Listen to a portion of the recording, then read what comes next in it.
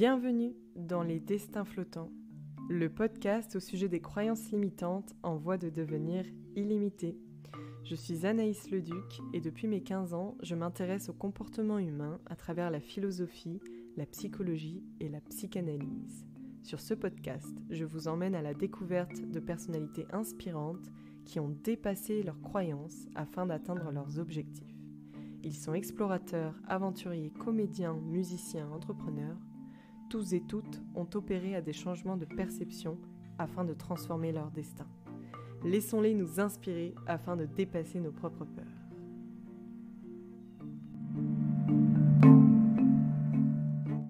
Bonjour, bienvenue dans ce nouvel épisode avec Christian Clot, qui est explorateur depuis plus de 20 ans et a mené de nombreuses expéditions aux 4 coins du monde, tout climat confondu. Il a notamment effectué de nombreuses expéditions en Patagonie et en 2006, il effectue la première traversée de la zone centrale de la cordillère Darwin au Chili, jusqu'alors inexplorée. J'ai connu Christian lorsqu'il a écrit le livre Au cœur des extrêmes, qui relate ses expéditions, adaptation 4x30 jours, en milieu climatique extrême, qui lui permettent de comprendre l'adaptation humaine en état de crise. Comment s'adapte-t-on dans un désert à 56 degrés, dans une forêt tropicale avec 100% d'humidité, dans des zones à -60? Ses travaux sont menés avec les équipes de son institut de recherche, Human Adaptation Institute, seul centre de recherche qui produit des résultats in situ qu'en situation réelle. Il est enfin membre depuis 2005 de la Société des explorateurs français et il en est le vice-président depuis 2010. Christian, comment ça va? Bonjour, ça va? Voilà, tout est dit. Ou presque. Aujourd'hui, on va spécifiquement aborder le thème de la peur. Peur qui, dans le cas de Christian, nous pousse à aller comprendre des choses. Je commence toujours mes interviews par la découverte de l'enfance de mes invités. Et la tienne est intéressante puisque déjà jeune, tu voulais être explorateur, mais on disait que c'était pas possible, qu'il fallait que tu choisisses un vrai métier. Voilà, donc raconte à nos auditeurs comment tout a commencé. Oui, bon, moi j'ai une enfance qu'on peut considérer comme assez facile, dans un certain sens. Moi je vis en Suisse, d'abord dans un petit village jusqu'à 11 ans, qui est dans la forêt quasiment. Moi sur le pas de ma porte, je sors dans la forêt quasiment. Puis après, on va déménager avec mes parents, évidemment, je dois les suivre parce que j'ai 11 ans. Donc, on déménage dans un autre endroit, mais toujours quelque part proche de la forêt, de la nature, avec des lacs et tout. Donc, en fait, la nature est clairement liée à mon enfance. Je passe mon temps dans la nature quand je suis jeune. Et je pense que ça, c'est quelque chose qui est déjà fondamental dans la construction d'une volonté. Parce qu'évidemment, on n'a pas le même rapport aux choses, à la Terre, à notre planète, quand on a vécu dans une rue bétonnée, que quand on a vécu avec une forêt comme cours de jardin. Donc, j'ai cette chance énorme d'avoir rencontré très très tôt la nature et d'avoir aimé profondément cette nature. Parce que il y a plein de gens qui vivent dans la nature qui n'ont pas forcément un amour démesuré pour la nature. Deuxième point, effectivement, c'est une caractéristique on pourra toujours débattre de l'inné et de l'acquis, mais en tout cas, je pense qu'il y a quand même quelque chose en moi qui me pousse à ne pas accepter la simplicité. C'est-à-dire que j'ai besoin de comprendre ce que je fais, ce que je vois, ce que j'entends. Je supporte pas de ne pas comprendre quelque chose. Donc c'est vrai que j'ai toujours voulu aller voir au-delà de ce que j'avais sous les yeux. Donc dès tout petit, dès que j'ai 4 ans, je veux aller voir dans la forêt, je veux aller voir au-delà de la forêt, je veux aller voir derrière les arbres. En fait, ce qu'on voit pas m'intéresse plus que ce qu'on voit. Et alors évidemment, je ne prononce pas à l'époque le mot explorateur. Moi, c'est un mot qui n'existe pas. Mais je vis en tant qu'enfant quelque part une forme d'exploration qui est évidemment pas une découverte nouvelle, mais qui est à mon échelle une volonté de toujours aller pousser la connaissance que j'ai et qui est ma base de compréhension. Et quand tout ça se construit, et c'est vrai que le système scolaire, à contrario, me freine un peu dans cette volonté-là. Je suis pas très à l'aise avec le système scolaire. Je m'y sens pas bien. J'ai l'impression qu'on nous dit tout ce qu'on sait, mais qu'on nous dit jamais qu'il y a des choses qu'on sait pas. Donc, c'est vrai que j'avais l'impression que finalement on sait déjà tout sur tout. Donc, à quoi ça sert de continuer de découvrir si on sait tout? Et et comme du coup ça me plaît pas, ça m'intéresse pas, je suis pas un grand fan des cours qu'on a et que je suis très sportif à côté aussi, donc je fais du sport beaucoup. Je me désintéresse un peu du fait scolaire pour passer le plus de temps possible dans la nature. Et donc au moment de l'orientation scolaire, en Suisse comme en France, c'est un peu la même chose. Hein, à un moment donné, on doit dire bon bah ouais, qu'est-ce qu'on va faire, et que je dis bah moi j'aimerais faire un métier explorateur parce que c'est un truc que j'ai entendu et tout. Bah évidemment le conseiller d'orientation scolaire me regarde avec des grands yeux sans trop savoir quoi me proposer. Et puis là je le vois plonger dans mes notes et il me propose deux métiers puisque je suis un sportif d'élite, prof de sport, ou comme je cours vite, policier, quoi. Et ça s'arrête un peu là. Et évidemment, ça va pas me convenir. Oui, alors justement, comment ça a commencé? Donc, parce que tu as commencé par être comédien. Donc, à quel moment tu t'es dit, ok, je vais pas être explorateur, donc je vais finalement essayer de trouver un métier, et là tu te diriges vers le théâtre. Non, bah c'est la résultante en fait de à la fois un désintéressement, une non-appétence pour le système scolaire et cette évidence que selon ce que je pense à l'époque que le métier d'explorateur n'en est pas un. Donc, je dois chercher un métier qui, d'une part, ne passera pas par les grands systèmes universitaires, puisque mes notes scolaires à l'époque ne le permettent pas forcément. Enfin, j'aurais pu, mais je me voyais pas continuer dans ce système scolaire qui me convenait pas. Et le fait qu'explorateur n'existait pas. Donc, je cherche un métier qui me permettra à la fois de m'épanouir, de d'être dans une sorte de construction créatrice, parce que finalement, quand on creuse un petit peu, on constate que l'exploration, comme la haute science d'ailleurs, hein, la science d'autres complexités, c'est d'abord des métiers très créatifs. Il faut imaginer, faut créer un nouveau territoire à comprendre, et ça, c'est de l'imagination, c'est de la création, et finalement, les métiers d'art ne sont pas éloignés du tout des métiers de science. Mais ça, à l'époque, évidemment, c'est très conceptuel encore pour moi, mais je me rends compte que j'ai besoin de faire un métier dans lequel j'ai de la création. Et j'ai besoin d'un métier dans lequel je suis en groupe aussi, parce que j'aime la notion d'être en collectivité, d'être en équipe. C'est ce qui me manquait dans le sport, parce que moi j'étais plutôt sportif décathlonien, où on est quand même assez solitaire, donc très rapidement j'ai plutôt dirigé mes compétences terrain sur la montagne, où on est déjà beaucoup plus en équipe, et puis ensuite ce besoin d'être avec d'autres personnes. Et il se trouve que à 13-14 ans, j'avais découvert le théâtre de manière totalement fortuite, hein, parce que en réalité, n'étant pas scolaire, j'étais pas forcément très intéressé par le fait théâtral. Et simplement, il y a des gens dans ma classe qui avaient proposé de faire du théâtre, donc les profs ont proposé une activité théâtre par un petit groupe de théâtre qui était à l'époque dans ma région. Puis ils ont dit voilà, bah, qui veut participer? Et là, il y a des gens qui ont levé la main, dont la personne dont j'espérais être le petit copain de l'époque. Je me dis tiens, c'est une bonne manière de passer du temps avec elle, donc je lève la main aussi, quoi. Mais sans avoir aucune appétence en fait pour le théâtre. J'y vais parce que c'est un moyen d'être avec les autres. Et ça, et par contre, ce sera ma deuxième révélation de ma courte vie à l'époque. La première, ça a été clairement la forêt, les arbres, la nature et cette envie d'y être, et puis au travers du sport et tout ça. Et la deuxième, ça va être vraiment le théâtre. Cette notion d'un partage de quelques instants de mots qui sont pas les nôtres, rarement, hein, ça peut l'être, mais c'est rarement le cas, auprès d'un public, et de devoir faire vivre un personnage, de devoir concevoir un personnage, de devoir chercher ce qu'est sa vie, ce qu'il représente pour la société, ce qu'il ressent, ce qu'il considère, et de mettre tout ça dans un instant où on va le partager à un public qui va recevoir ça de manière encore différente de ce qu'on a voulu. Et en fait, c'est cet échange d'émotions et de partage avec un public qui va me transcender dans le théâtre. Et je vais adorer ça immédiatement. Dès la première fois que je me retrouve sur scène, je sens que c'est quelque chose que j'aime. Et donc, bah finalement, quand je suis amené à faire ce choix d'un métier et qui ne pourra pas être celui que j'avais imaginé ou en tout cas envie, bah assez naturellement, le théâtre s'impose. Et je vais faire les concours du Conservatoire national que je vais réussir, et je vais rentrer au Conservatoire national d'art dramatique sans vraiment avoir compris ce qu'est le métier d'acteur, mais en tout cas avec cette envie de le prolonger. Je vais aussi créer des troupes. Donc ça va être quelque chose qui va être très important finalement dans le futur, parce que la notion de devoir de créer des équipes qu'il faut à la fois fonder, manager, donner à qui il faut donner les moyens pour faire le travail qu'on a prévu, à savoir monter des spectacles, les monter d'abord dans un territoire précis, puis ensuite les faire tourner dans le monde entier. Et ben finalement, ça, dès 16 ans, dès 16-17 ans, je vais monter mes premières troupes, en même temps, parallèlement que je vais m'inscrire au conservatoire. Donc je vais parallèlement suivre le conservatoire et mes propres troupes.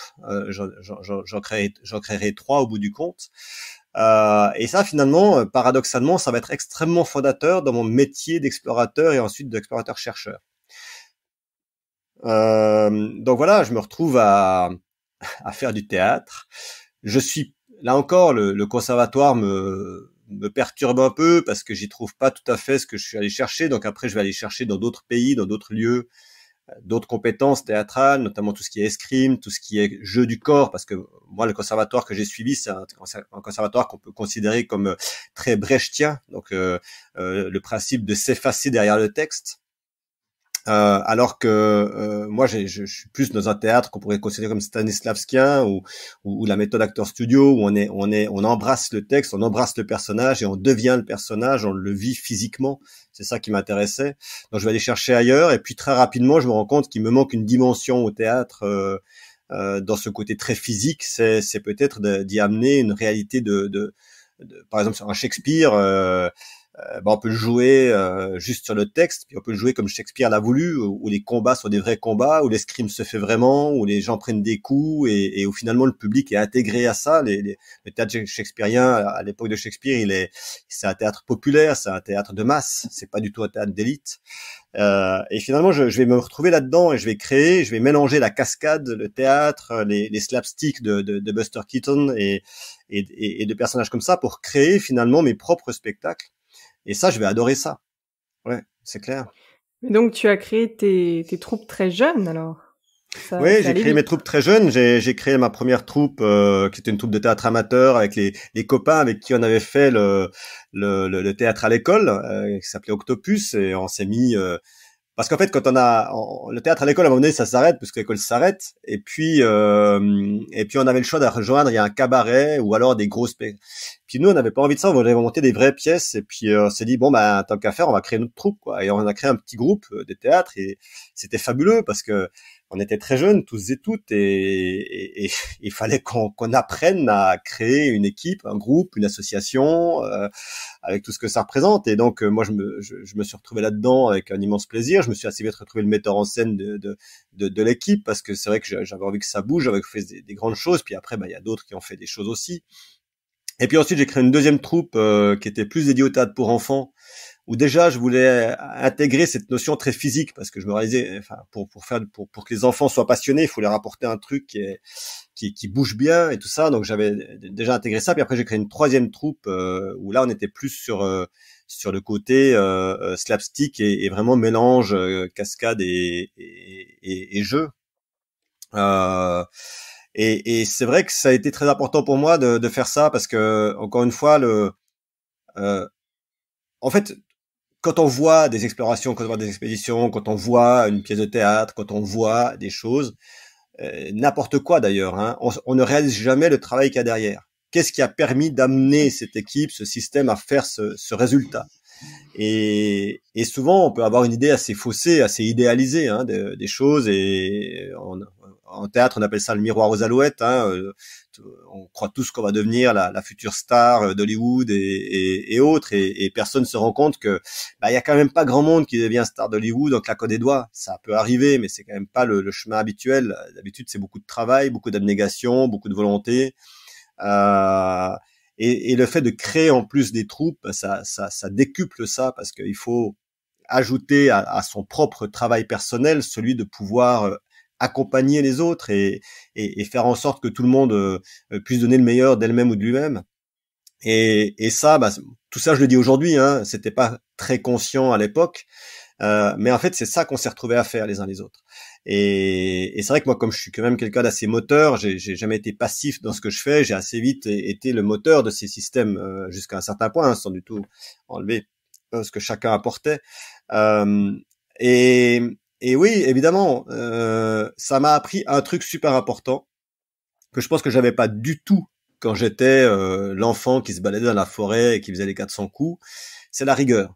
La nécessité d'une rigueur très forte, et je pense que j'ai plus appris la rigueur avec le théâtre que ce que je l'ai ensuite appris avec la science qui pourtant se veut rigoureuse, mais qui accepte trop souvent, ben voilà, on a juste ce qu'on peut pour arriver quand même à ce qu'on a besoin. Le théâtre, finalement, paradoxalement, euh, on doit susciter une émotion chez des dizaines, voire des centaines de personnes assises, venues pour vous voir, et qui sent immédiatement quand vous n'êtes pas à côté de la plaque, qui sent immédiatement que vous n'êtes pas juste, que vous n'êtes pas vrai, que vous n'allez pas au bout des choses. C'est direct le retour. Donc, plus que le cinéma que j'ai jamais voulu fréquenter personnellement, j'ai fait très peu de cinéma en tant qu'acteur et cascadeur. Alors bon, on peut dire c'est parce qu'ils m'ont pas appris, mais c'était quand même une vraie volonté. C'est que, bah, en fait, on peut pas être faux, on peut pas tricher en fait avec le théâtre. Et en fait, ce qui va m'apprendre la rigueur du respect de ce qu'on apporte au public, aux gens, ce qui va m'apporter la volonté d'être toujours le meilleur, mais pas le meilleur pour dire je suis le plus fort du monde, mais pour apporter à ceux qui vont me voir ou me lire quelque chose qui va vraiment les toucher. Eh ben en fait, c'est une rigueur absolue. Et je vais apprendre la rigueur grâce au théâtre. Alors, en même temps, on peut pas être faux et en même temps, on joue des rôles au théâtre. Alors, Absolument. comment ton identité a pu se construire à ce moment-là? Est-ce qu'il y a eu justement de la peur ou certaines croyances? Qu'est-ce qui... Bah, la peur, elle est omniprésente en théâtre. Elle est omniprésente. J'ai certains spectacles, je les ai joués plus de 1000 fois. Et objectivement, à la millième, j'étais toujours pas sûr de moi en entrant sur scène. Jamais. Parce que il y a systématiquement la peur de ne pas satisfaire les personnes qui sont venues vous voir. Il y a systématiquement la crainte de ne pas apporter tout ce que vous devez apporter au personnage, de ne pas rendre hommage au personnage que vous jouez. Parce qu'effectivement, on est un personnage, donc on est effacé derrière ce personnage jusqu'à un certain point. Puis à la fois, ce personnage ne peut exister que parce que vous lui donnez corps. Donc c'est une sorte de schizophrénie, effectivement, dans un certain sens, qui peut être perturbante jusqu'à un certain point, où on est à la fois soi-même, parce que c'est bien moi qui suis sur scène, et quelqu'un d'autre, parce que je présente quelqu'un d'autre au public. Donc c'est quelque chose dont il faut avoir. Je suis pas allé, quand je disais que j'étais pas brechtien mais plutôt stanislavskien, j'ai pas non plus été jusqu'aux méthodes Actor Studio, dont par exemple certains grands acteurs comme Robert De Niro et autres décrivent régulièrement, à savoir que avec le summum qui était Daniel Day-Lewis, qui disait ne pouvoir sortir d'un personnage qu'en créant le prochain, où en fait on devient tellement de personnages que bah finalement on s'efface totalement derrière cet être, et je pense que ça crée un danger, réellement. Ça crée un danger parce que quelle est notre identité par rapport à l'identité du personnage? Donc j'ai toujours essayé de rester quand même dans une distinction, mais là encore c'est de la rigueur. La distinction du moment où on est sur scène, où on peut tout se permettre. On peut être un drogué, on peut être un junkie, on peut être un meurtrier, on peut être le pire des salauds, on peut être celui qui tue des femmes, on peut être celui qui viole, et parce que c'est un rôle. Mais quand on en sort, on n'est plus ce personnage. Et on est de nouveau une personne qui doit être hautement respectueuse des personnes autour de nous, qui ne peut évidemment pas faire tout ce qu'on ferait sur scène, parce que ce n'est pas la société, et heureusement. Donc il faut avoir cette compétence, mais qui est difficile et qui s'apprend pas forcément immédiatement. Je pense que tout acteur, mais moi, je pense que j'avais une chance. Je suis pas sûr que j'étais un très bon acteur. J'étais un meilleur metteur en scène qu'acteur. Tout acteur passe à un moment donné ou à un autre par ce doute de qui suis-je et comment suis-je par rapport aux êtres qui m'habitent quand je joue une pièce. Je pense qu'on peut pas être un très grand acteur. Et encore une fois, j'ai vraiment pas la prétention d'avoir été un grand acteur, sans qu'à un moment donné, on se fasse envahir par son personnage. Et c'est pas facile. Ça, j'en conviens tout à fait.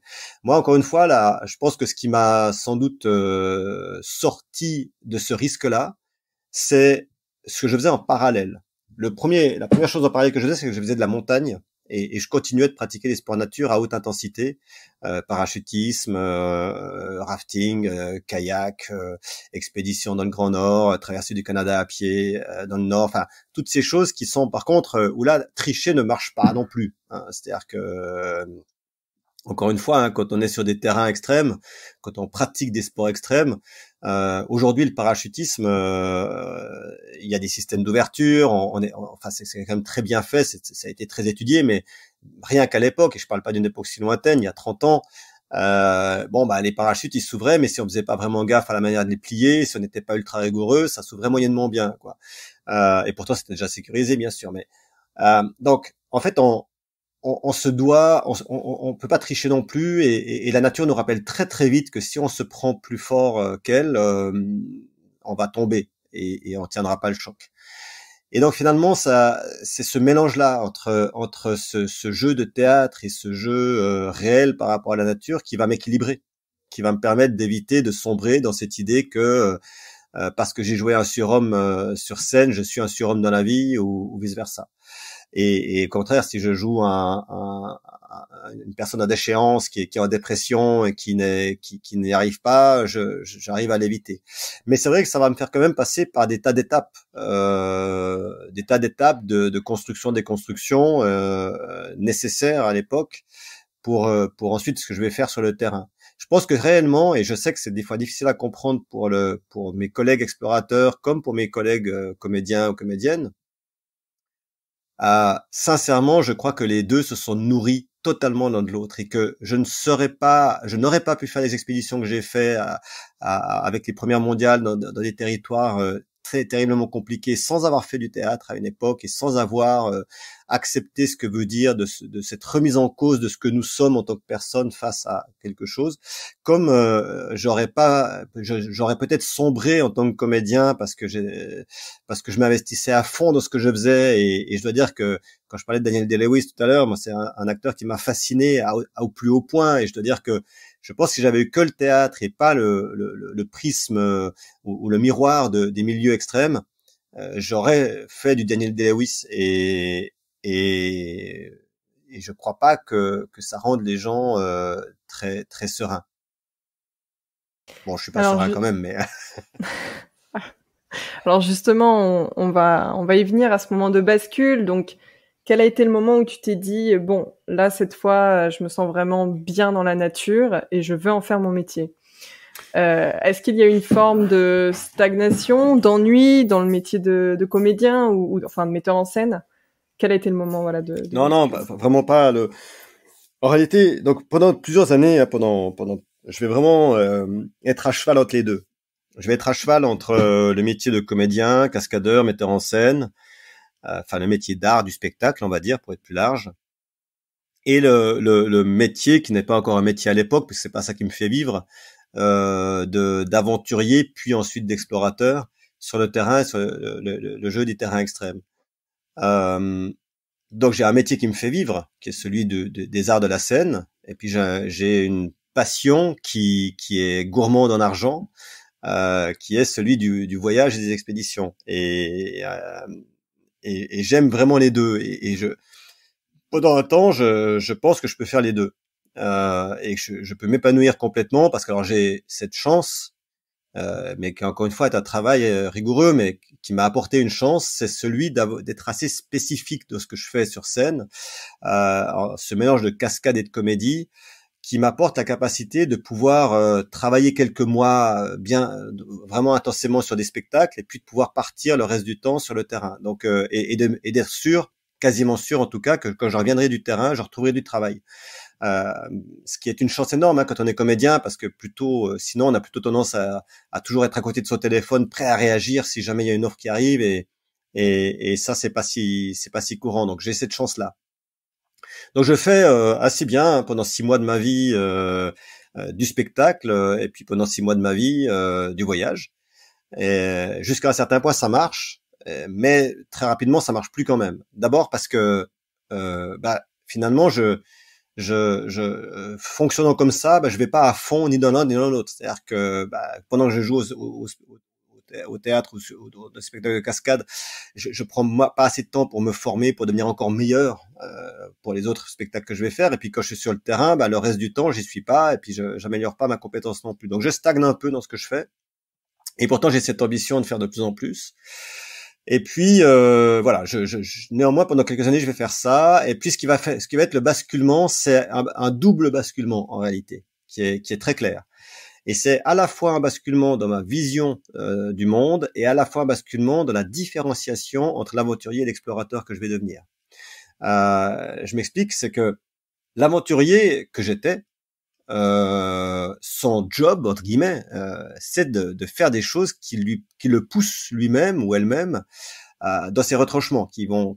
C'est une sorte de découverte plutôt auto-personnelle. C'est on se cherche dans l'aventure, on se dépasse, on tente des choses, et tout le monde peut l'être aventurier, sans exception. Tout le monde a des éléments qui lui posent problème et dans lesquels il peut aller se confronter. L'explorateur, il a un autre rôle. Il a le rôle que d'essayer de comprendre et d'apporter des informations complémentaires aux autres, et pas seulement à lui-même ou à elle-même. Et c'est vraiment le voyage au Népal en 99 qui va faire ce basculement des deux, parce que en fait, en gros, moi je cherche un sommet un peu plus prestigieux encore à faire. Enfin, c'est toujours pareil, on a toujours, on cherche, on a fait un 8000, on va faire un deuxième, on a fait un 6000, on veut faire un 7000, et ainsi de suite. Donc je cherche le sommet qui va me tenter au Népal, et puis faisant des recherches sur le Népal avec mon ami de l'époque, on constate assez vite que il y a un vrai problème d'information, dans le sens qu'on a énormément d'informations sur les 3 vallées principales à l'époque qui sont visitées, à savoir la vallée du Khumbu qui va vers l'Everest, la vallée des Annapurna et la vallée par exemple du Mustang et autres. Donc des endroits où il y a du tourisme qui va. Puis sur le reste du Népal, notamment tout l'ouest du Népal, rien. Pas d'infos, pas de cartes, pas de données. On retrouve des vieilles cartes russes qui montrent quelques profils de lignes de terrain dans l'ouest, mais sans plus. On sait même pas si elles sont justes. Ça va s'avérer plutôt faux. Et en fait, on se dit à ce moment-là, on en avait un peu tous les deux marre de vivre en ville. On vivait pas vraiment en ville, mais proche des villes. Et puis on avait besoin d'un changement. On s'est dit, mais en fait, on va plutôt d'aller faire un sommet, ce qu'on peut faire n'importe où dans le monde. On va partir faire le tour du Népal à pied. Pour aller voir ce qu'il y a dans l'Ouest. Et on y va, et ce basculement, il est là. C'est quand j'arrive vers ces populations-là. Quand j'arrive vers ces populations dans des vallées les plus reculées du Népal, et que très vite on constate, de par leurs gestes, de par leur fonctionnement, de par leur manière d'être vis-à-vis de nous, à savoir de nous voir arriver comme si on était des Martiens sur la place de la Concorde, d'être tellement surpris de nous voir, qu'ils n'ont jamais vu d'humains venir d'ailleurs, et encore moins d'humains blancs, alors que voilà, avec des habits bizarres, avec des fermetures éclairs, avec des tentes avec des maisons en tissu. Enfin, tout ça les intrigue beaucoup en fait. Alors non seulement c'est des intrigues donc ils sont tout le temps avec nous, mais vraiment tout le temps, 24 heures sur 24, seconde après seconde. Si on ferme la fermeture éclair de la tente pour la nuit, 2 secondes plus tard elle est réouverte et quelqu'un rentre dans la tente pour dormir avec nous. Si on va aux toilettes, quelqu'un vient avec nous aussi. Enfin, il n'y a pas une seconde où on est seul pendant ce temps qu'on va passer dans l'Ouest, parce qu'ils sont intrigués, parce qu'ils savent même pas qui on est. Et puis ce qui est extraordinaire, c'est que ça s'arrête pas là. C'est qu'après c'est eux, une fois qu'ils ont vu ce qu'on avait, qui veulent absolument nous montrer ce qu'ils ont eux et comment ils vivent eux. Donc c'est un vrai échange qui va se créer. Et je réalise que dans ce monde qu'on dit connu, où tout le monde pense qu'on sait déjà tout sur tout, dans un pays où rentrent 40 000 touristes par an, on peut quand même trouver, et qui fait 800 km sur 200, donc un tout petit pays, on peut trouver des populations qui n'ont aucune idée que le reste du monde existe, et qui n'ont aucune idée que nous existons et que nous ne connaissons pas non plus. Et ça, c'est le basculement. Je me dis, mais en fait, il faut que je quitte cette formation, ce formatage, parce que c'est vraiment un formatage que j'ai reçu à l'école, que l'on sait, que l'on a compris, et que l'exploration, la découverte, la compréhension du plus loin n'est plus possible. Et donc, quand je reviens du Népal, j'ai pris 2 décisions. La première, c'est que je ne pouvais plus continuer à faire 2 métiers parallèlement, enfin 2 actions parallèlement, parce que j'étais moyen dans les 2. et que je resterai moyen dans les deux tant que je ferai les deux, et que je vais devoir faire un choix. Et ce choix, sans avoir fait ces rencontres, je sais pas ce qu'il aurait été aujourd'hui, mais je sais que je dois faire un choix. Et le fait d'avoir rencontré ces populations me font dire que le choix doit être celui de mon enfance, de l'exploration, parce que je sais que j'apporterai plus au monde, et c'est peut-être très prétentieux à ce moment-là de penser ça, mais j'apporterai plus au monde et à la société en allant découvrir l'inconnu que en continuant de jouer des textes qui peuvent être joués par d'autres. Et donc, je décide que non seulement je vais arrêter le spectacle, mais qu'en plus, je ne serai plus un aventurier, mais que je deviendrai un explorateur. Oui, non, c'est pas de la prétention, hein. Au contraire, c'est plutôt une volonté de transmettre de l'inspiration et d'aider, je pense. Peut-être qu'à ce moment-là, Ouais, ça pouvait te enfin, paraître après, prétentieux, bien mais sûr, non, mais enfin, dans l'idée qu'on va apporter au monde des nouvelles connaissances, il y a un côté forcément prétentieux, mais c'est effectivement pas forcément une prétention négative. voilà. C'est l'idée qu'on va pouvoir le faire. Après, bah, euh, Non, mais après, on a tous. c'est s'identifier à ça. C'est-à-dire que c'est j'ai trouvé, en fait, c'est ce que tu dis, c'est grâce aux rencontres, grâce à certains éléments que tu as pu apprendre sur le terrain qui ont fait que tu as ramené ces connaissances. Donc, c'est un tout. Oui, après, Euh, tout explorateur reste un personnage ambigu et je ne nie pas cette face-là non plus. C'est-à-dire qu'on a à la fois cette volonté profonde de faire connaître l'ailleurs, de faire connaître l'autre, de faire connaître des choses. Et puis il y a aussi cette idéalisation, ce plaisir, c'est que ce soit quand même nous qui le faisons. Et comme on est aujourd'hui dans des systèmes de financement qui sont extrêmement complexes, avec l'État qui s'est désengagé totalement du rôle de l'exploration et de la découverte et de la compréhension du monde, au profit souvent d'autres types de sciences, hein, la science de l'atome, la science plus technologique et haute innovation. C'est des choix, hein, j'ai pas forcément à juger ça. Mais en tout cas, les États se sont désengagés de ces notions-là, de la compréhension terrain. On ne dépend que de financement qu'on doit aller chercher à bout de bras et qui demande une forme de médiatisation, une haute médiatisation qui Justement, est quasiment indispensable. On en parlera sûrement un peu, mais qui fait oui. que forcément, on est aussi des héros selon l'image de certaines personnes et on le cultive aussi parce qu'on en a besoin et après on retombe presque dans une autre schizophrénie. Moi, je pense que ce qui m'a évité, là encore, hein, de devenir schizophrène là-dessus et d'un jour, parce que j'en connais beaucoup malheureusement, c'est cette dichotomie que j'avais déjà dans le théâtre et les milieux extrêmes, c'est que j'ai toujours voulu faire très attention à ce que je suis, à ce que je représente par rapport à quelque chose, et le fait d'avoir appris à m'effacer derrière un texte aide. Mais il n'y a pas de miracle, on est quand même dans un système médiatique, donc ouais, quand je dis qu'il y a un côté prétentieux, il y en a forcément un. On peut pas se donner les moyens de vouloir être le meilleur dans un domaine et d'aller plus loin que les autres dans un domaine, même si c'est pour le bien public, sans avoir un aspect prétentieux. Et il faut l'assumer aussi. D'accord. Bon, en tout cas, la croyance que on sait tout, là, est tombée donc le jour où tu as commencé donc les métiers d'exploration. Alors, j'aimerais bien qu'on parle d'une expérience que tu as eue donc au Rwanda. Je crois que tu étais très jeune quand tu es partie là-bas. Et quelle conception donc du pays et des gens que tu avais avant de partir et quelles ont pu être les peurs que tu as affrontées là-bas?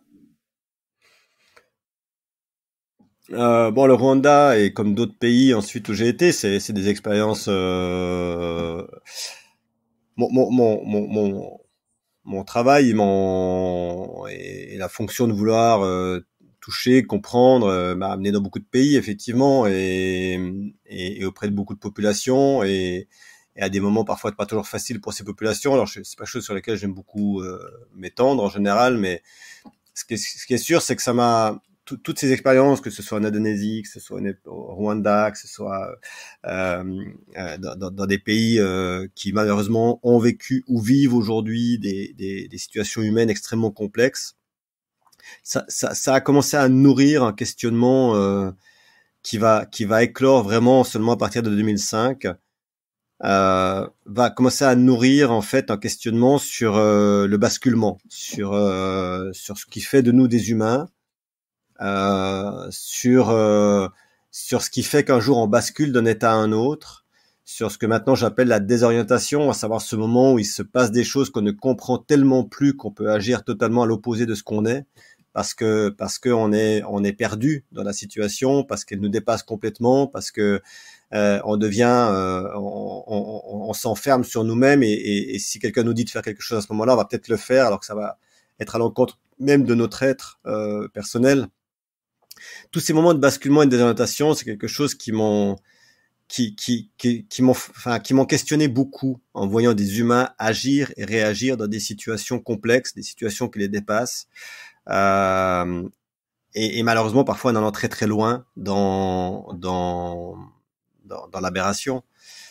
Et et ça va, alors évidemment, ça va en tant qu'individu, en tant que personne, me frapper, m'attrister, me questionner sur l'humain, sur est-ce que l'humain est bon, est-ce que l'humain est mauvais. En plus, c'est un débat qui malheureusement revient souvent sur le tapis, hein. Quand on lit la presse et qu'on voit tout ce que l'humain est capable de faire à lui-même, aux autres animaux, à la nature, on se dit ouah, l'humain est foncièrement mauvais. Puis quand on voit en plus des humains avoir des actes terrifiants envers d'autres, comme je viens de dire, on se dit encore plus waouh. Et donc je vais osciller d'un basculement entre pessimisme et pessimisme au début, parce que je mets un pessimisme profond, un pessimisme moyen.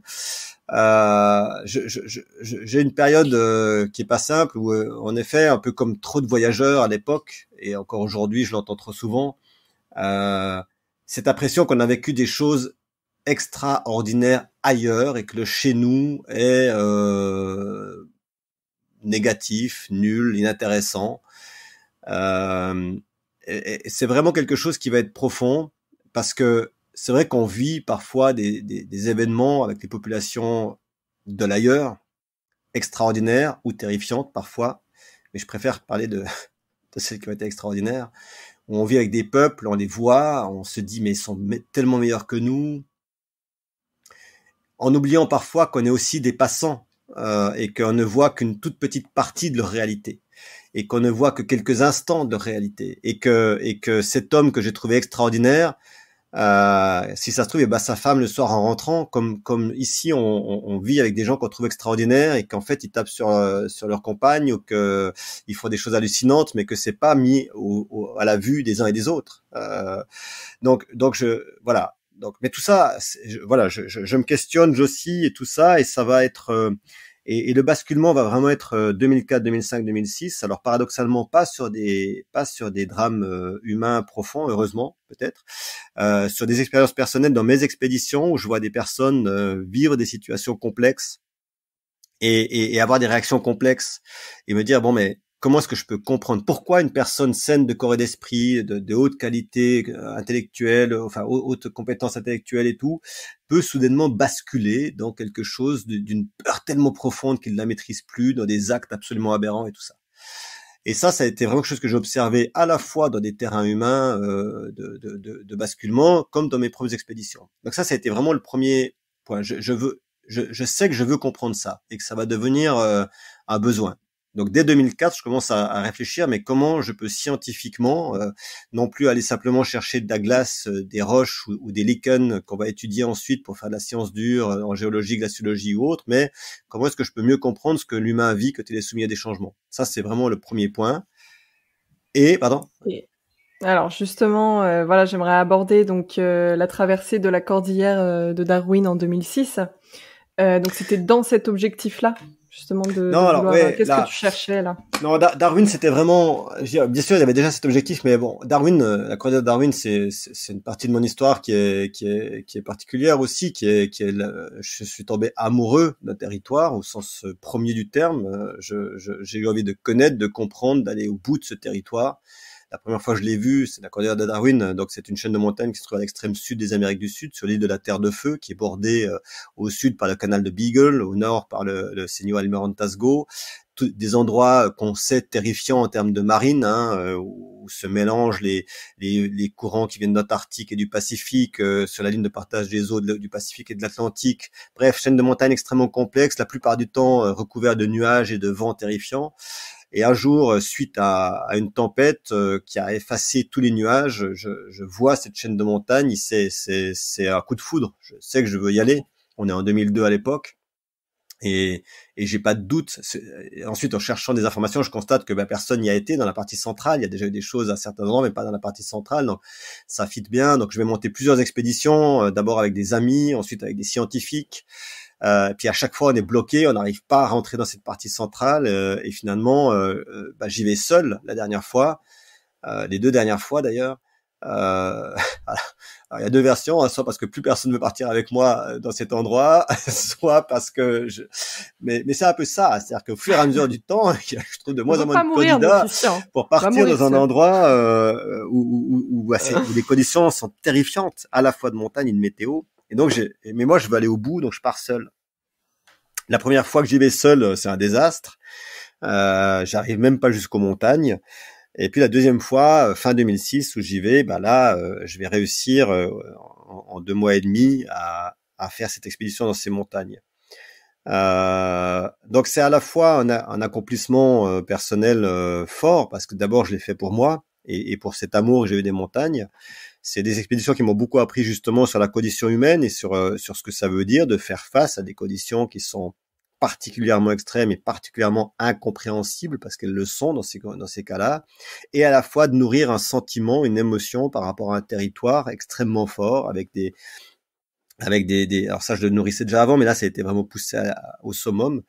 Et effectivement, toujours cette question, mais qu'est-ce qui se passe en moi? Qu'est-ce qui se passe pour l'humain? Qu'est-ce qui fait qu'à un moment donné, je peux être dans une souffrance énorme face à des conditions et que l'instant d'après, je suis capable quand même, malgré ma fatigue, malgré mon épuisement, malgré l'incapacité que je ressens par rapport au terrain, de quand même continuer, faire le pas de plus, essayer encore, et me donner des nouveaux moyens et retomber et repartir quand même. Et de voir malheureusement que des fois d'autres, ou moi dans d'autres cadres, on n'y arrive pas, on tombe et on n'arrive pas à repartir. Et quelle est la différence? Quelles sont les clés? Est-ce que c'est purement fortuit? Est-ce qu'il y a des mécanismes en jeu beaucoup plus profonds? Et comme j'ai observé ces mêmes conditions-là, ces mêmes difficultés chez des humains qui vivaient des vrais drames, parce qu'encore une fois, nous, on vit des drames, mais qu'on a choisi, hein. Partir en montagne, on sait qu'on aura des difficultés, ça fait partie du jeu. Partir en corridor de Darwin, ça va être très dur, je vais vivre des choses difficiles, mais je l'ai choisi. Quand on est un migrant qui a tout perdu et qui doit absolument quitter son territoire, quand on est une personne qui vient de tsunami, quand on a soudainement son monde qui bascule d'un instant à l'autre, c'est pas un choix. Et pourtant, on reste un humain face à une condition qui nous est imposée, mais qu'on comprend pas forcément, qui nous dépasse physiquement, qui nous dépasse intellectuellement, qui nous dépasse émotionnellement, et sur lequel il va falloir reconstruire quelque chose pour parvenir à continuer l'histoire. Et c'est ce mécanisme-là qui va m'intéresser, et sur lesquels je vais commencer à mener des études. Alors c'est vrai que dans les corridors de Darwin, on commence les premières études. Et puis là, il va vraiment arriver le deuxième basculement, hein, qui correspond dans toute cette période 2004-2006. C'est justement ce basculement d'arrêter de penser qu'il y a un ailleurs meilleur et un présent et un ici négatif. Et ça va venir par une de mes compagnes, ma compagne à l'époque, qui j'entame une relation, et il se passe un truc tout simple, tout bête, tout simple. Moi, je revenais d'expédition, j'avais rencontré des gens extraordinaires, j'avais été dans la forêt tropicale, ça, génial et tout. Et puis j'arrive chez moi, et puis elle voulait faire un gâteau et on n'avait pas de sucre. Et elle me dit, je vais aller frapper chez ton voisin pour prendre du sucre. Il m'a demandé du sucre. Il s'appelle comment? Et j'ai pas su lui répondre. Et là, je me dis, mais quand même, c'est incroyable. T'es capable de nommer et de nommer personnellement chaque personne de la tribu, machin, au fin fond de nulle part là, et t'es incapable de connaître le nom de ton voisin. Et ça, c'est vraiment, ça paraît tout bête, mais d'un instant à l'autre, je décide 2 choses. D'abord, que je dois complètement cesser de considérer l'ailleurs et de paramétrer les lieux et les gens. C'est-à-dire que partout il y a des gens extraordinaires, puis partout il y a des vrais connards. point. Partout, il y a des choses fabuleuses à voir et puis malheureusement des choses moins drôles. C'est comme ça. Et la question, c'est plutôt comment on les appréhende et comment on est par rapport à ces éléments. Et même à Paris, où je vais devoir vivre pendant quelques temps ensuite, si on accepte de lever un peu les yeux plutôt que de regarder par terre sur le bitume, on voit des sculptures, on voit des choses, on voit des gens, on voit des tas de choses. Et donc, je dois quitter le pessimisme pour devenir optimiste, parce que ça veut dire parce que je réalise aussi que je pourrais rien construire avec le pessimisme, que ça sert à rien, que de considérer que l'endroit où je suis est pas intéressant n'apporte rien à la société, donc je dois la construire par l'optimisme. Ça, c'est le premier point. Et la deuxième chose, c'est que je dois comprendre de la même manière les populations du fin fond de l'Amazonie que les populations qui vivent à 2 pas de chez moi dans mon pays. Et ça passe par finalement un prisme unique et spécifique qui est vrai pour chaque humain sur cette planète, c'est que nous sommes des êtres avec un cerveau qu'on comprend pas, donc il faut comprendre ce cerveau et qui fonctionne à travers nos émotions et qu'on ne comprend pas non plus, et que c'est certain que où qu'on aille dans le monde, on voit les gens rire, les gens pleurer, les gens nourrir des aigreurs ou des envies, et donc on est tous humains avec un grand H majuscule, et qu'il n'y a pas de différence entre nous sur cet aspect des choses, et que malheureusement les différences ne se créent pas parce que nous sommes, mais parce qu'on nous a inculqué. Et donc il faut que je comprenne ce que nous sommes en tant qu'animal, en tant que fonction de base, mécanisme cognitif, plutôt qu'en tant qu'éducatif.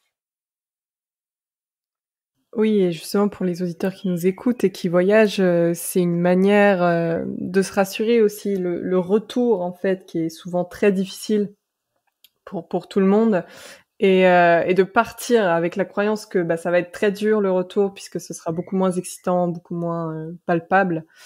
Ça, c'est une vraie croyance qui nous limite, justement, comme dit Christian, dans la découverte de nos espaces à la maison, qui peuvent être redécouverts, puisque ça change, en fait, ça change en permanence.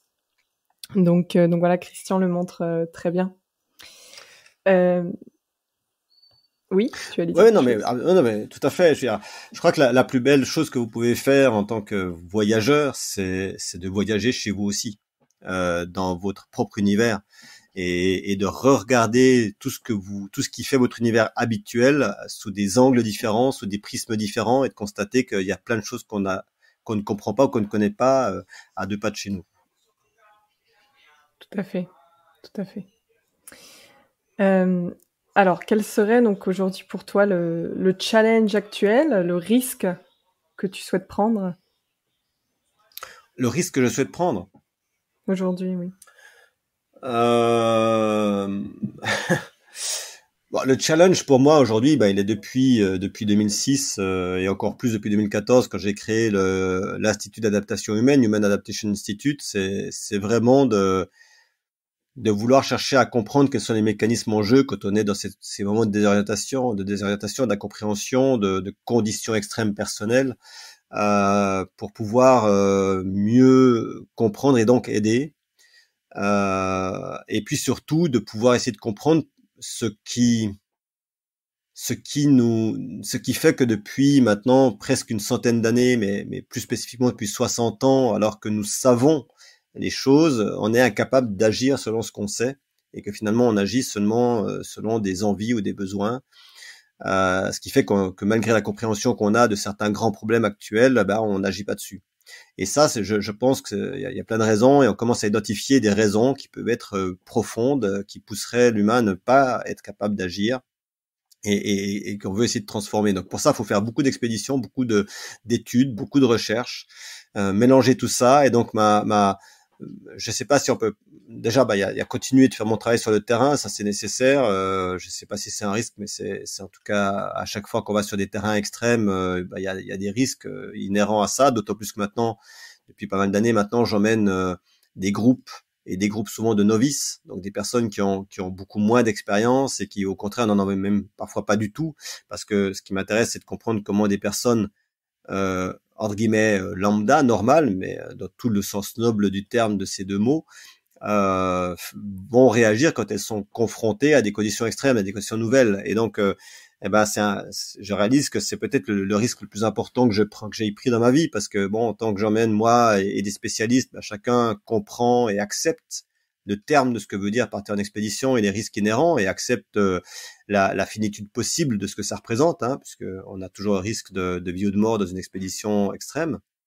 Emmener des novices dans ces conditions-là, c'est plus compliqué, parce que ça nous apprend, comme on le sait depuis longtemps dans l'institut, mais et que tout le monde sait, c'est que la parole ne donnera jamais le fait. Et donc, c'est pas parce qu'on dit il y a un danger que les gens vont le comprendre, et c'est seulement une fois qu'ils sont face à ce danger qu'ils vont commencer à le comprendre. Et donc, c'est trop tard souvent.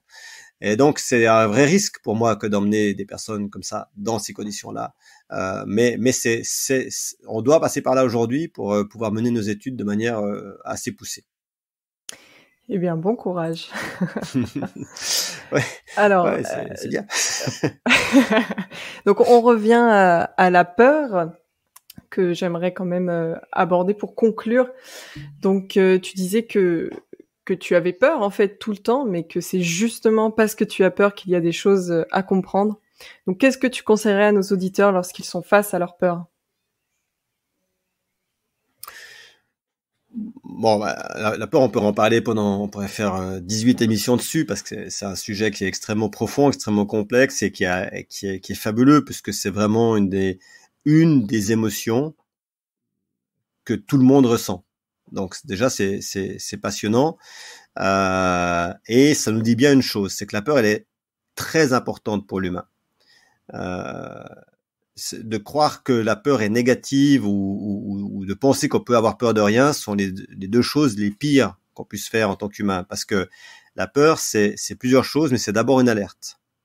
Et oui, je suis encore en vie après bientôt maintenant 30 ans d'expédition, 28 ans d'expédition, parce que j'ai peur. Et parce que j'ai suffisamment souvent peur pour que à chaque fois que j'ai peur, je me pose la question, qu'est-ce qui me fait peur? Et c'est là-dessus, il y a une clé fondamentale dans la notion de la peur. Je vais vous raconter une petite histoire toute bête, mais quand j'étais enfant, j'avais peur de l'eau, très peur de l'eau. J'arrivais pas à mettre la tête sous l'eau. C'était quelque chose que je me sentais très mal à l'aise, et donc je faisais tout pour que ça n'arrive pas, au point que je voulais pas aller dans l'eau. Et je pensais que j'avais peur de l'eau. Donc j'avais périmétré ma peur comme étant une peur de l'eau, et donc la meilleure manière de ne pas avoir peur, c'est de ne pas aller dans l'eau. Et c'est ce qu'on fait tous. C'est-à-dire qu'en gros, si j'ai peur des araignées, j'essaie de pas voir d'araignées. Si j'ai peur de ci ou ça, j'essaie de pas le voir. Et donc on fuit en fait le système.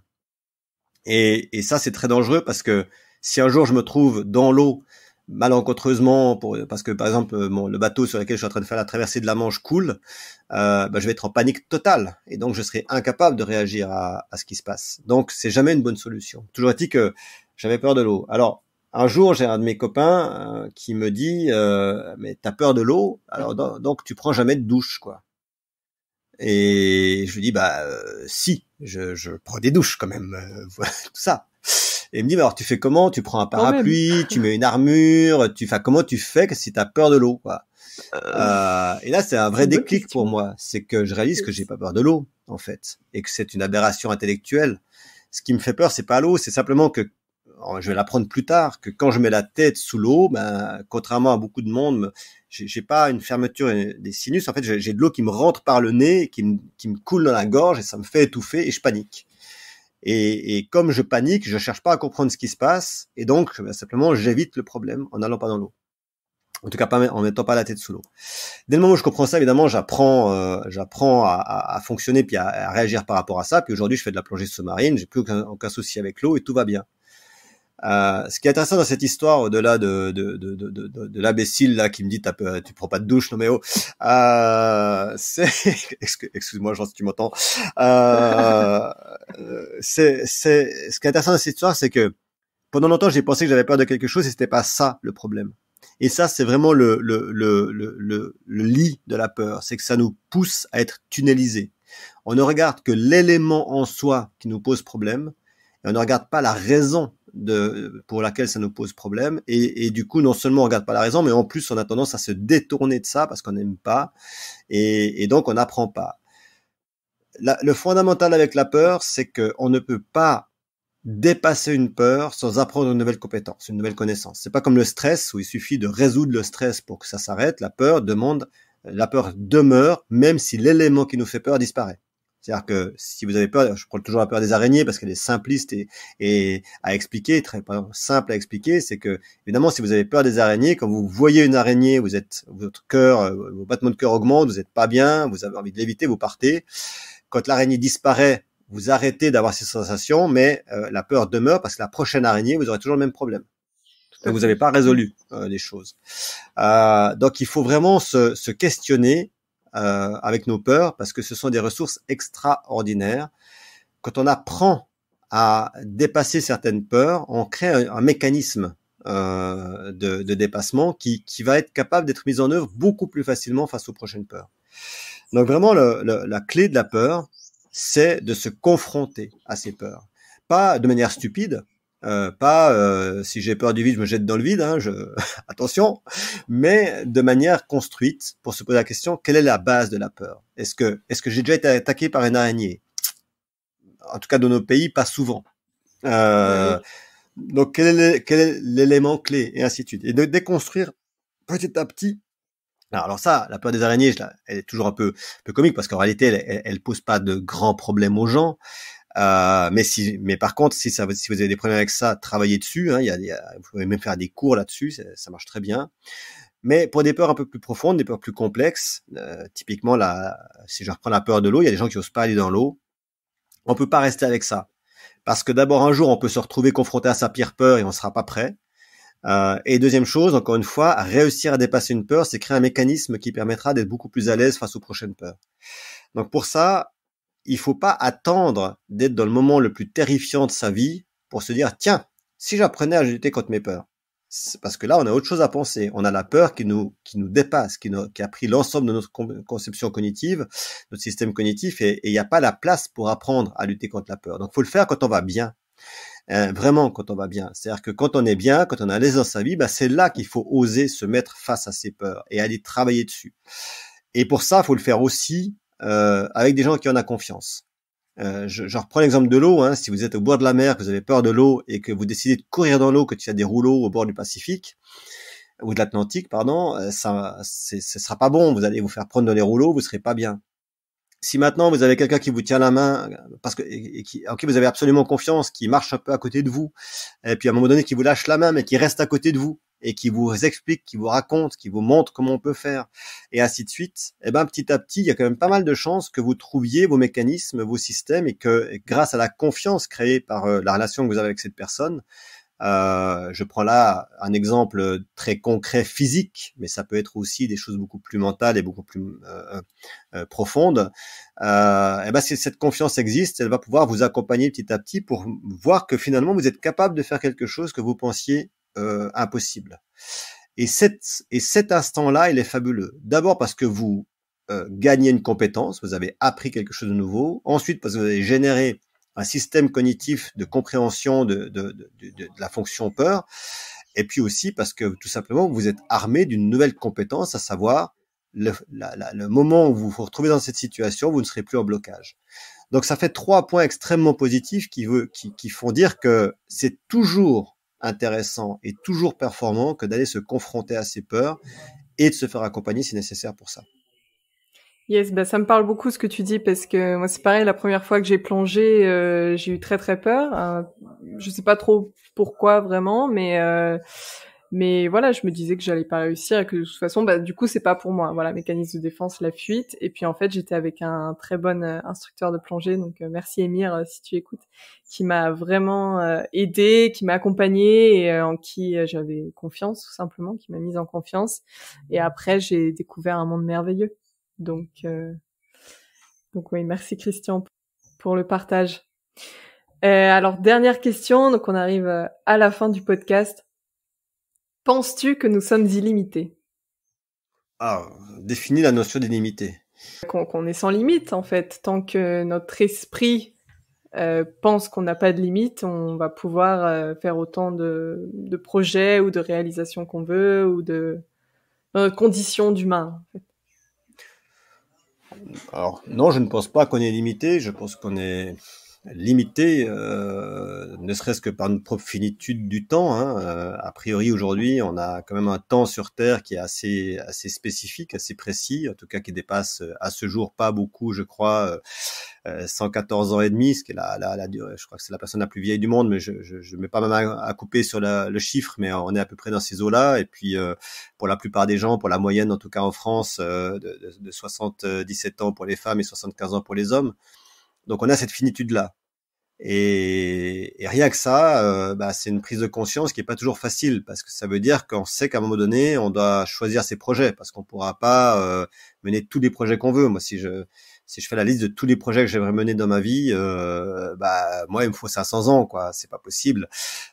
Donc, je vais devoir faire des choix. Et je dirais que plus on avance dans la vie, plus on doit spécifier ses choix parce que malheureusement, et ça, on peut faire tout ce qu'on veut là contre, le temps court contre nous.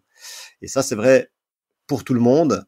Et ça fait partie d'une de nos limites. La deuxième limite qu'on a, c'est qu'on a quand même un corps qui a une forme, je dis bien une forme de fragilité. C'est-à-dire que contrairement à d'autres animaux, on peut pas vivre tout nu à -60, on peut pas vivre tout nu à +60.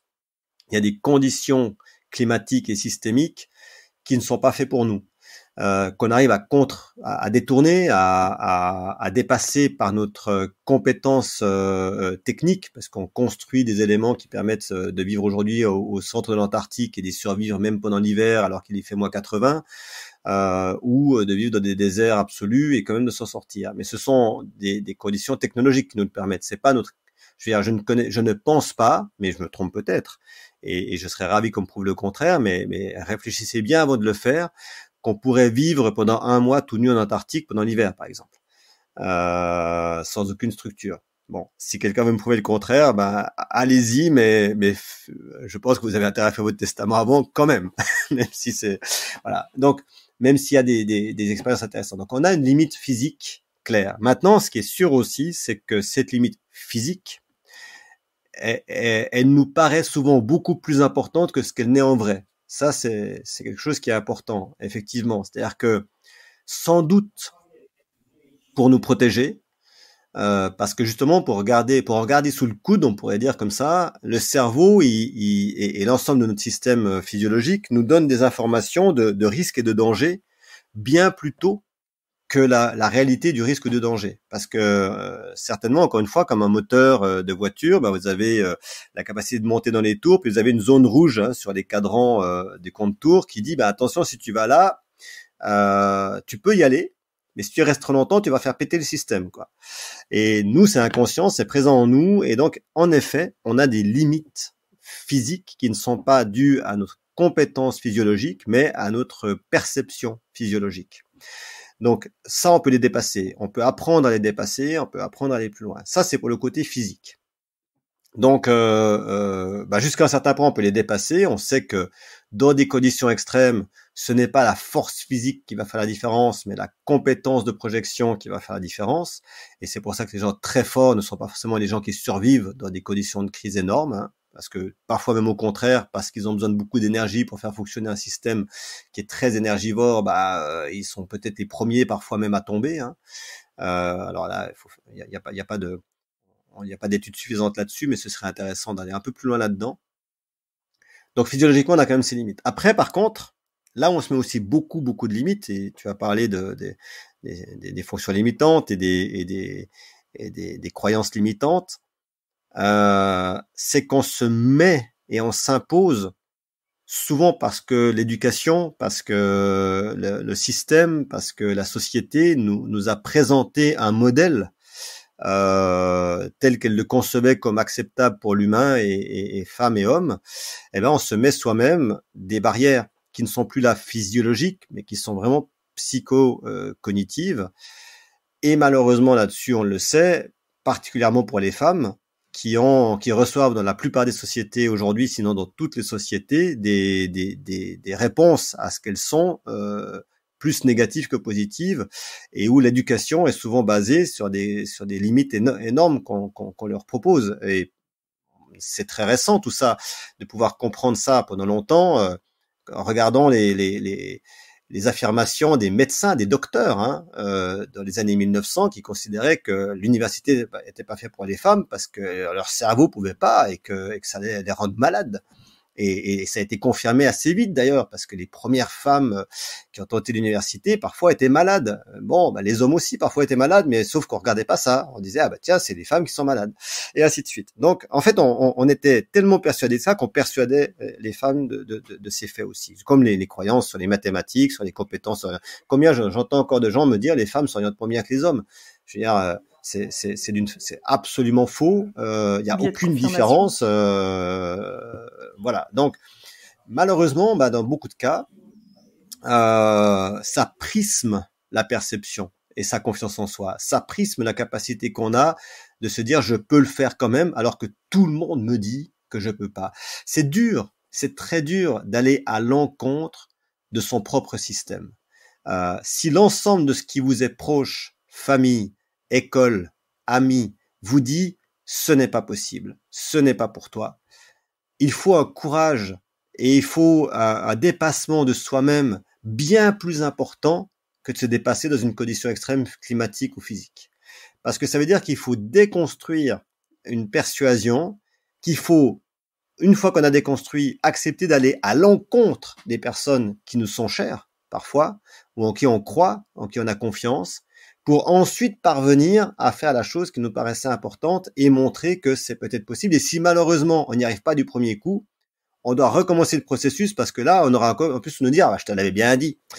Et donc c'est un processus que tout le monde vit peut-être, ou que beaucoup de monde vivent, mais les femmes particulièrement, et que aujourd'hui on a deux travaux à faire énormes. Tout d'abord, il faut que la société se transforme par rapport à ça et mette moins de barrières aux uns et aux autres et considère l'humain comme un possible et non pas comme un impossible. Ça, c'est un premier point.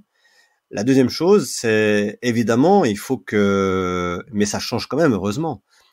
Il faut que puisque l'éducation aujourd'hui est loin de ça, il faut que le système familial, le système des proches génère cette bienveillance et les parents et les proches, les univers autour de nous ont un travail énorme et c'est pas toujours simple parce qu'on ne se rend pas toujours compte qu'on fait ça. Parce que parfois, très souvent même, en tout cas pour les parents, on pense que c'est pour le bien de notre enfant que lui dire qu'il peut pas faire quelque chose, qu'il se mettra en danger. C'est pour lui éviter la désillusion de ne pas réussir quelque chose qui est important. C'est pour éviter qu'il se fasse mal.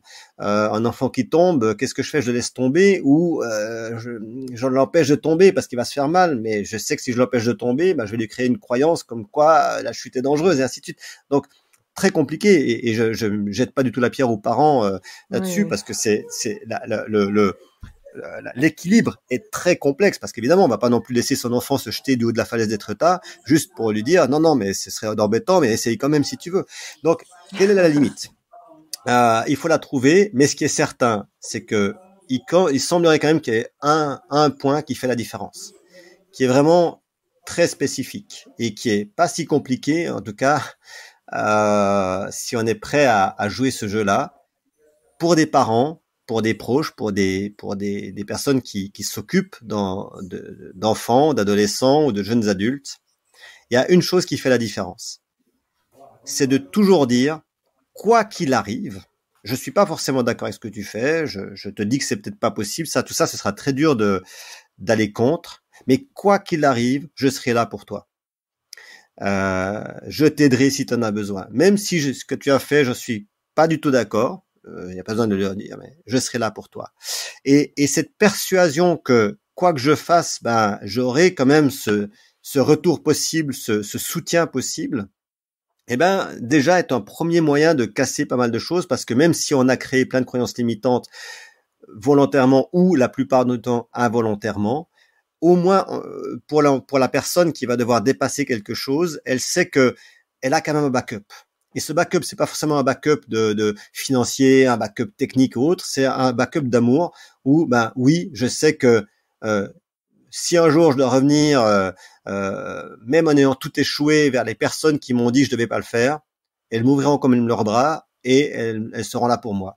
Et ça, c'est la plus belle chose que vous pouvez offrir à vos enfants, à vos proches, aux gens que vous soutenez, c'est de toujours, quoi qu'il arrive et quoi qu'elles aient fait, être là pour elles sans leur dire, tu vois, je te l'avais bien dit. L'amour inconditionnel. Oui. Et justement, alors pour ceux qui nous écoutent, c'est hyper important ce que tu dis là de les gens qui nous mettent des croyances dans la tête, ça part toujours d'une bonne intention. Parce qu'ils projettent leur système à eux de protection, de tout simplement de réussite, de comment s'en sortir dans la vie, parce qu'ils ont reçu ce schéma eux-mêmes et donc ils pensent que c'est la bonne façon de le faire. Et ça peut vachement nous soulager de se dire c'est pas une mauvaise intention. Je continue d'aimer mon proche même si voilà il met des bâtons dans les roues et ça nous donne, je trouve, encore plus de courage parce qu'on n'est pas dans ce conflit du coup avec notre proche. Oui, c'est ça. Enfin, en fait, le paradoxe des croyances limitantes, c'est que certaines, encore une fois, sont potentiellement nécessaires. Encore une fois, si je crois que je peux voler et que je me jette de la falaise, a priori, ça marchera pas. Donc, on a besoin de certaines de ces croyances limitantes. Tout à fait. Et d'autres sont extrêmement délétères. Pour les éducateurs et pour les parents, et même pour les professeurs, même si je pense qu'eux devraient être mieux formés à ça, la part des choses est très difficile. Mais je crois que la clé, elle est vraiment dans, et moi, je sais que j'ai eu cette chance énorme, hein. Moi, on dit toujours, toi, t'as de la chance, toi, t'as pas de chance et tout ça. Non, bah, finalement, souvent, la chance, on la crée quand même. Il y a quand même deux choses qui font la différence, qui est énorme. Deux choses qui sont vraiment de la chance, pour le coup, parce qu'on n'en est absolument pas responsable. C'est l'endroit où on est sur la planète. Alors ça, évidemment, naître en Suisse ou naître au fin fond du Zimbabwe, c'est pas pareil en termes de compétences, de capacités et tout ça. Donc ça, c'est une pure chance et on doit en avoir conscience. Hein, et je dis ça parce que malheureusement, aujourd'hui, on dit que des gens n'ont pas le droit de rêver à ce qu'on a nous, sous prétexte qu'ils sont pas nés chez nous. Bah non. Et nous, c'est qu'une chance qu'on soit là. On aurait pu naître ailleurs. On est né en France, on est né en Suisse. Les amis, ayez conscience de ça. Donc ça, c'est une pure chance. Et la deuxième chose que j'ai eue, qui est énorme, c'est que j'ai eu des parents qui ont vraiment fonctionné comme ça. Je leur ai fait tout ce qu'on peut faire à des parents, objectivement, mais vraiment tout ce qu'on peut faire à des parents. Et ils ne m'ont jamais abandonné, ils m'ont jamais lâché, ils m'ont jamais fait sentir que je ne pouvais pas revenir. Et au contraire, donc évidemment, pendant une grande partie de ma vie, je l'ai même pas réalisé. Quand j'étais ado, que j'étais jeune adulte, que je partais, que je faisais des expéditions, que je partais 6 mois sans leur donner la moindre nouvelle parce que j'étais dans des endroits extrêmes et compagnie. J'aurais pas pu réellement la plupart du temps, mais bon, néanmoins, on réalise pas toujours ce que ça peut faire à des parents. Et ben voilà, ils ont toujours été là. Et ce backup là, ce backup émotionnel est fondamental. Et oui, ça c'est une chance parce que c'est pas là encore, c'est pas nous qui le décidons, c'est les parents qu'on a qui le décident et qui souvent souffrent même énormément, parce que quand on voit son enfant qui part en live et qui fait n'importe quoi, c'est une souffrance pour les éducateurs et pour les parents qui sont très démunis et qui peuvent avoir cette tendance à vouloir nous mettre des limites parce qu'ils voient bien qu'on part dans la mauvaise direction, et en tout cas selon eux. Donc non, voilà, je dirais la plus belle chose qu'on peut offrir à un humain, c'est un amour inconditionnel, pas dénué de critiques et de questionnements, mais inconditionnel. Bah, super pour ce mot de la fin, Christian. Merci beaucoup à toi, c'était très inspirant. Merci. Et à bientôt. Merci, à bientôt. Merci de m'avoir invité. Bonne fin de journée.